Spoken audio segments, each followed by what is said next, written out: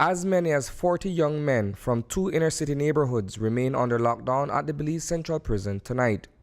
They are being held in segregation, away from the general inmate population, and, more so, away from each other, as it is common knowledge that both groups are presently at war. Their incarceration, however, comes as a mixed bag, a polarizing state of affairs which has divided the masses. At the heart of it all is Deputy Commissioner Chester Williams. Not only is he a legal mind, he is also responsible for the operations of the Belize Police Department. All the persons we had in custody have been dealt with and ferried over to prison. Those persons who were not taken, they were released because of the fact that after we have sieved out the list, those are the persons who remain. The initial number of detainees stood at approximately 110 persons as of a week ago, following a pre-dawn operation last Wednesday, during which perceived gang members were rounded up from George Street and Mayflower communities. For many, the raid was sweeping, capturing in its breath persons who may not have been involved in gang or criminal activity. That figure has whittled away considerably, but whether or not the department has achieved its objective through a state of emergency is anyone's guess. We have been trying a lot. We have been patient with these different groups.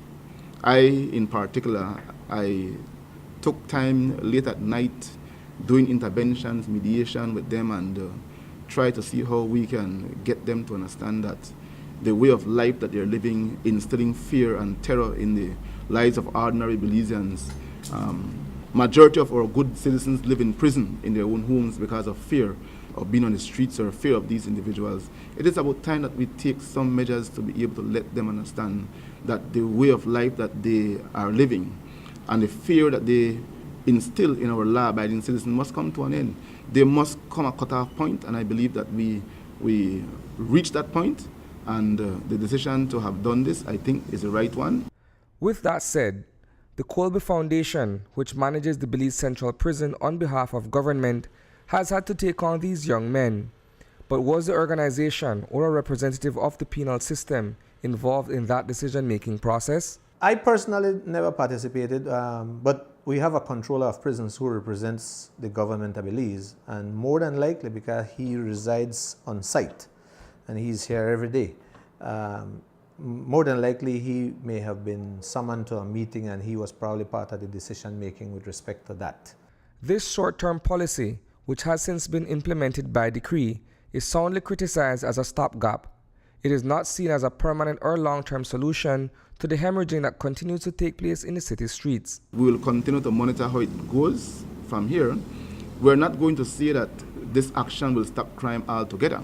As I've always said, crime will always occur, but I can assure you that it will surely minimize the occurrences of crime. In hindsight, wouldn't it have been more surgical to go for specifically who you want as opposed to a dragnet that corrals all of these persons and then you start weeding out the ones that you don't want? But that's what we did, Isani. You don't think if we had gone with a dragnet, we might have bringing the whole of Bannock and the whole of George Street?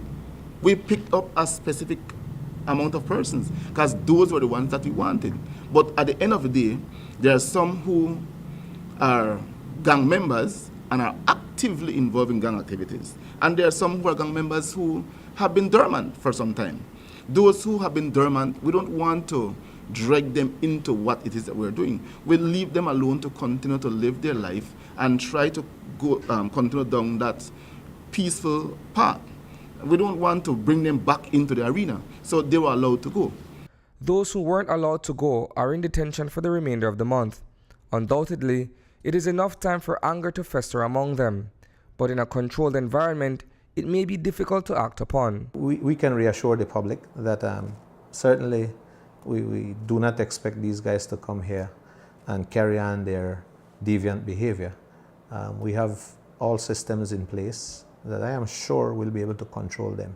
What happens upon their release into society is yet to be seen and is cause for concern for law-abiding citizens. Within the first 30 days, we will be looking at the investigations in respect to the offenses listed in the notice that they got. If it is that we come up with evidence that will be sufficient to charge any of them for any of the named offenses, then we are going to do that. Another offense that we are looking at is the gang membership offense and other offenses relating to the gang legislation. So more than likely, some of them will be charged under the gang legislation, and if we can get evidence against them in respect to the criminal offenses, then we're also going to charge for that. Reporting for News 5, I am Isani Cayetano.